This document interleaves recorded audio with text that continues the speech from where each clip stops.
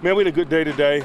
Similar as yesterday, but just infusing a little bit more situational ball, a bunch of third down things, and second day of 2-minute. We've been slow and methodical about the 2-minute installation, but as we get here toward the end of the spring, we've got an emphasis on it here in the last week, and it's good to see guys operate under situations, and it also aids in the drill when we have NFL officials here like we have this week. So it's been productive on a lot of fronts. A lot of good things to talk about and teach and learn from. Questions? Talking with Terrell Austin earlier, what has he brought to the coaching staff? Why was he a person that you sought out to bring? Our paths have been intertwined for a number of years, going all the way back to college in the late 90s. Have always had a great deal of respect for him. His experience and expertise will be an asset to us. But we're so early in the journey, man, it's untold the positive impacts that his inclusion is going to have on the staff. Just know that we're extremely comfortable and glad that he's here.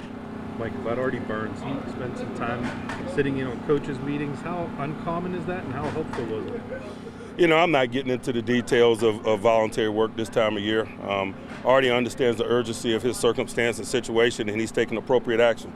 The 2-minute stuff, is that something you emphasized in previous mini camps, or is that a new thing that you brought up? Previous years in minicamp, yes, but we hadn't done it in any of the OTA sessions. And what made it important to break it back out? It's just one of those necessary things. Tomorrow, as we bring it to a close, we'll be working into the half, into the game. You always want to have a lot of some of that situational stuff installed so you can get it on video and use it as a teach tool when you reinstall it when we go to training camp. So that's really what it's about, having an opportunity to get it installed, have some things to coach off of and learn from on video so that when the real installation comes, we're not talking in abstract fashions. They're not looking at other people executing it. They're looking at themselves and in some way execute it. Dave DeCastro spoke to him feeling like there was a difference this year with respect to things with AB and others last season. Is this something y'all have addressed as a team, or is it kind of done in small groups? That's one man's perception. I'm really just focusing on creating an environment that these guys can learn and be taught. The water's pretty calm at this portion of the journey. You're probably straining if you're looking for a story along those lines at this point. We just hadn't been faced with the natural adversity that a season or the journey itself presents. What have you seen from Dante Moncrief so far, just in the workouts? Man, you can tell he's a veteran guy, man. He's played some ball.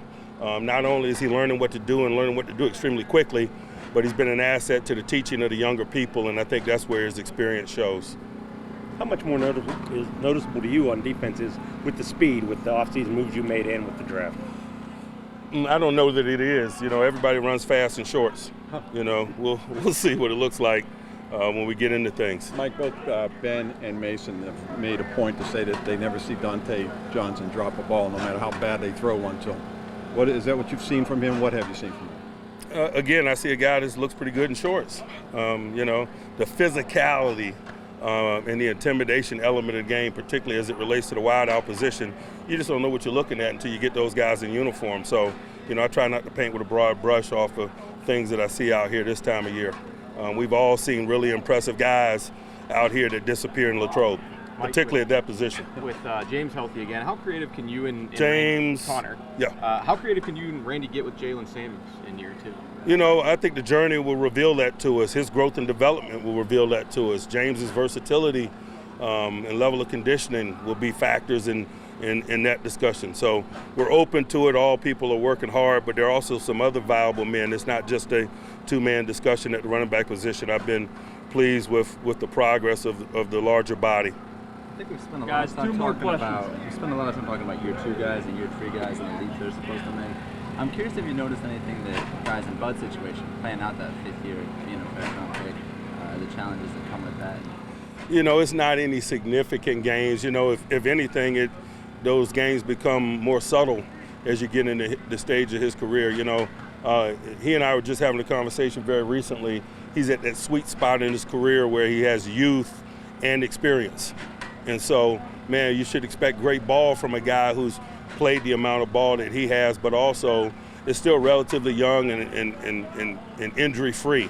And so it's reasonable to expect great things from people at that portion of their career. But the ridiculous gains or the significant gains that you see from year 1 to year 2, you just don't see in guys that's been doing it that long. Mike, Last one. Juju was talking about how you could be successful on the field, you still have fun off the field personality-wise. How much is that maybe the new NFL, and how much do you embrace that? You know, I hadn't thought about it. I'm focused on the Pittsburgh Steelers, man. Those broad general assessments, I'm probably not the guy. I don't know what other people's guys are doing. I like the work that he and the rest of these guys are doing to this point. All right. Thanks, guys. Thank you.